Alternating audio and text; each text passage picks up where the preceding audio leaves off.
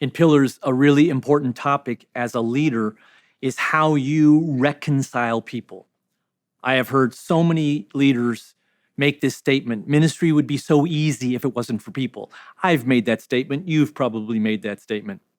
But the reality is, leadership and ministry is all about people. And people are human, and our humanity sets in, so there is a brokenness and there is a conflict. And yet that conflict is not just a problem to be solved. It's a tremendous opportunity to experience the gospel, to experience the power of the Holy Spirit. But it's a moment when there is a breakdown in relationships for a leader to stand up and understand the pattern and the purpose behind why God has instructed us to be leaders who involve ourselves in reconciliation, not just avoidance or not just moving them away, but actually seeing this is a great opportunity.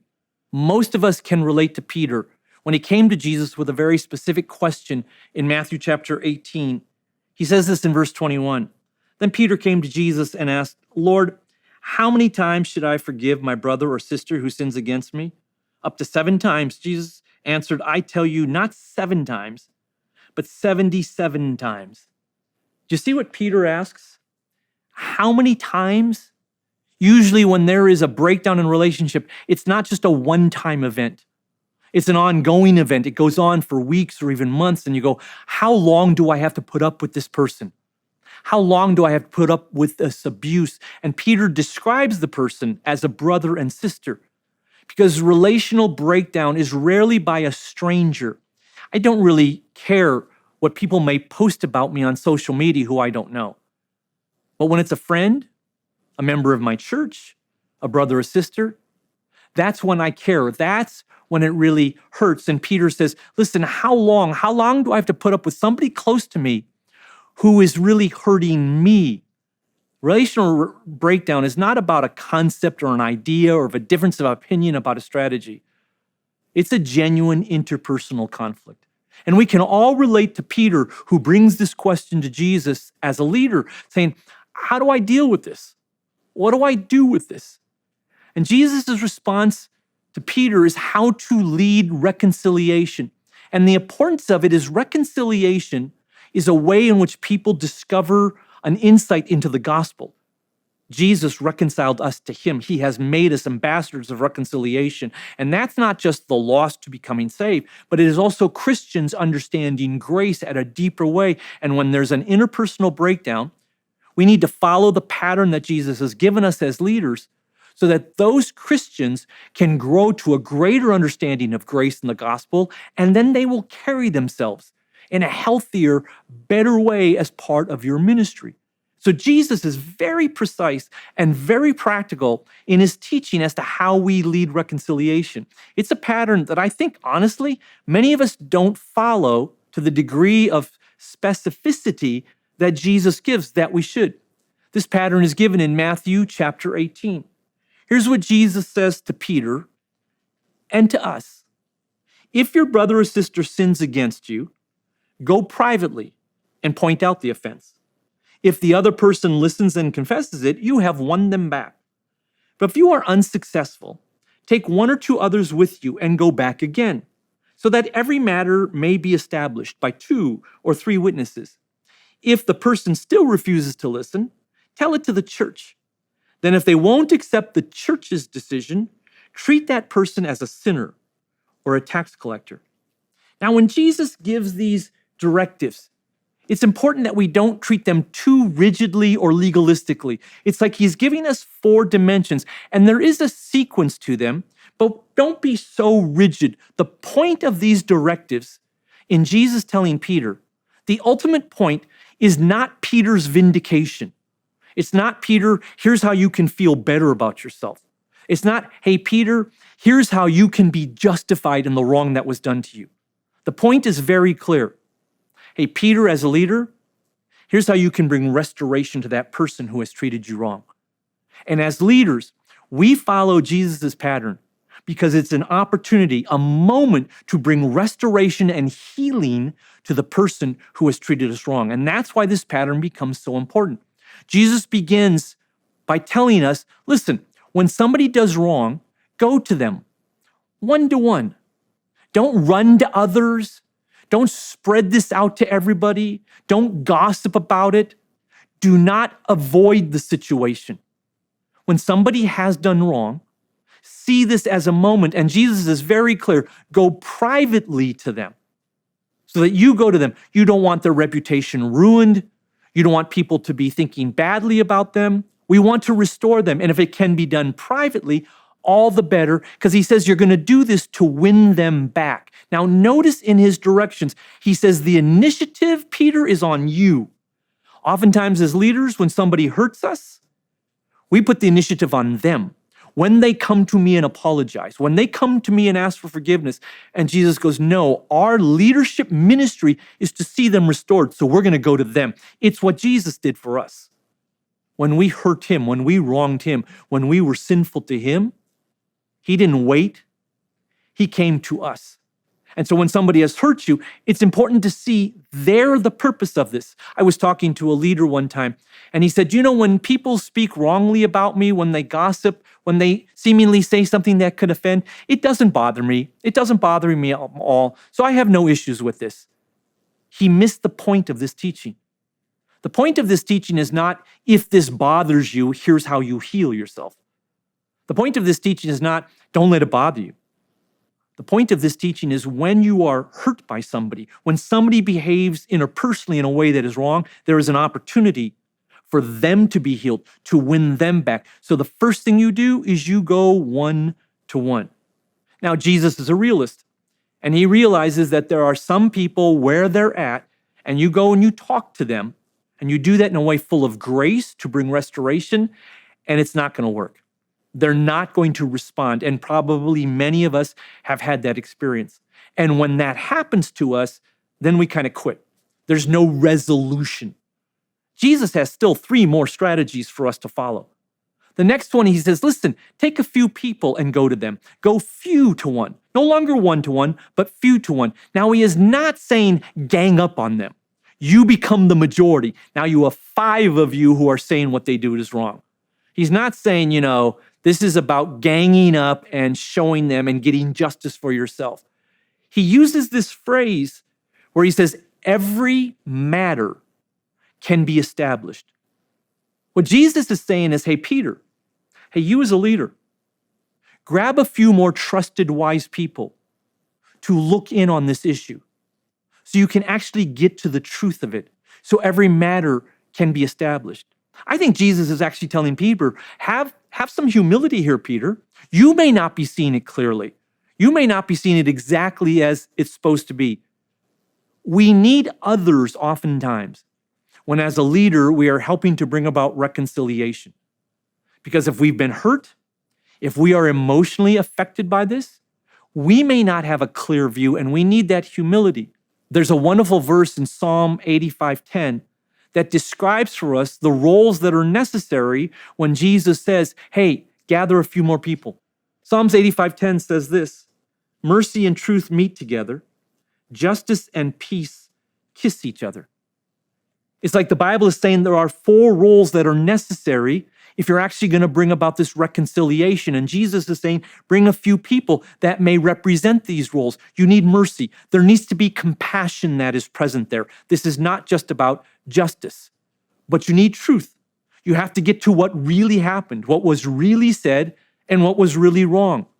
You do need justice. There needs to be a validation of the harm that was done and the hurt that was done.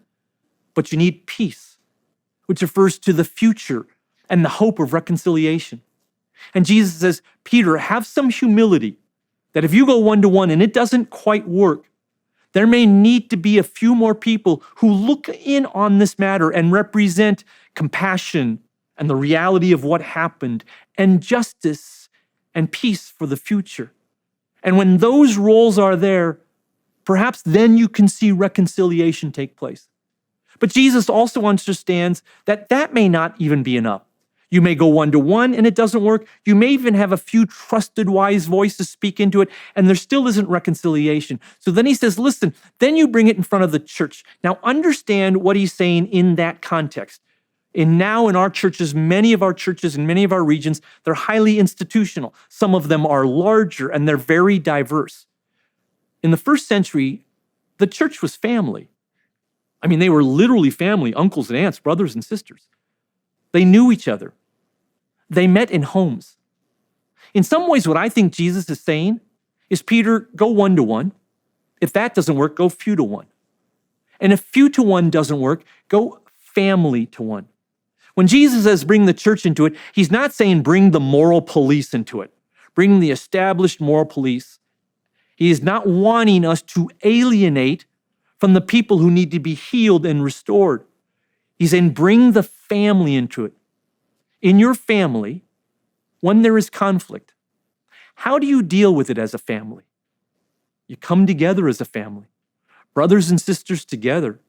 You try to talk about it as a family together.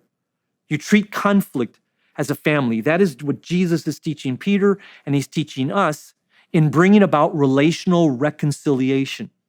You know, in the Garden of Eden, Adam and Eve and the Lord were there, and they were present, and they blessed each other. They were together. And then sin came in, and there was relational breakdown, relational conflict. And instead of being present and blessing, they were now removed and hiding and blaming. Adam and Eve blamed each other. They even blamed the enemy. They blamed God.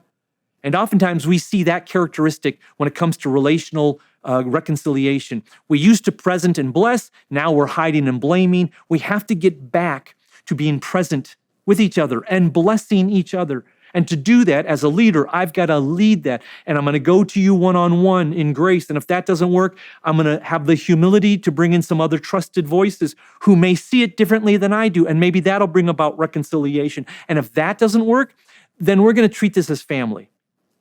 And we're going to sit down as family. And we're going to be present together as family. And we're going to create that kind of a family environment.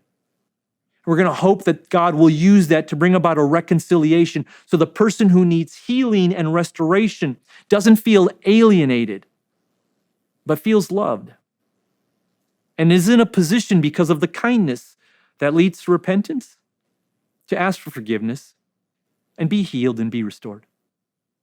But Jesus also is aware that there are some cases when even that won't work, where even that's not going to be a possibility. So he gives a fourth strategy. Now, I told you, strategy 1, 1-to-1. 2 is few to one. 3 is family to one. This fourth strategy, I call it grace to one. When you read it on the surface, it's easy to think that Jesus is saying, if they don't ask for repentance, if they're not willing to be reconciled, then kick them out. Finally, now you get what you want. They get discarded. I do not believe Jesus is teaching that. There are other verses in the Bible that talk about there are times when there is a need for a separation. This is not one of those passages. Here's why I think that. How did Jesus treat the tax collectors and the sinners? He ate with them. He sat with them. He did not discard them. He did not avoid them. He was together with them.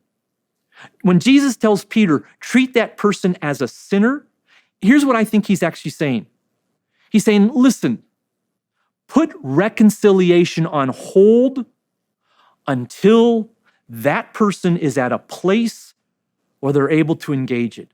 It's like show unconditional love with boundaries, grace, until that person is ready for this. There may be some times when there has been a relational breakdown, and where that person is at, they do not currently have the capacity to come and receive grace and receive forgiveness and be reconciled. If you've gone 1-to-1 and few to one and family to one, and none of that has worked, then you know what? Reconciliation may need to be put on hold for a little while. Treat that person as a sinner. Eat with them, love them, have no expectation on them for reconciliation in this moment. I call it unconditional love with boundaries. There may be boundaries based upon the nature of the breakdown, understood, and there's wisdom in that. But I don't think Jesus is saying discard them. The goal is to win them back. And sometimes that can be done fairly immediately. And sometimes that takes a little bit of time.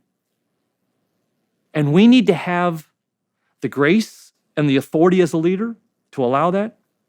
When I was pastoring, one time somebody really treated me wrong, spoke wrongly against me, and it really hurt me. And I knew this pattern that I was supposed to carry it out, but it was hard. It was hard to carry it out. I didn't want to do it. And I remember my wife making this statement to me that really stuck with me for many, many years of ministry since then. She said, "Joel, what are you missing from Jesus that makes you not want to see this person restored who has hurt you?" And it really challenged me as a leader. When you are leading in the kingdom and in the church, people will hurt you. There will be hard times. There will be interpersonal conflict against you at times. And that's a moment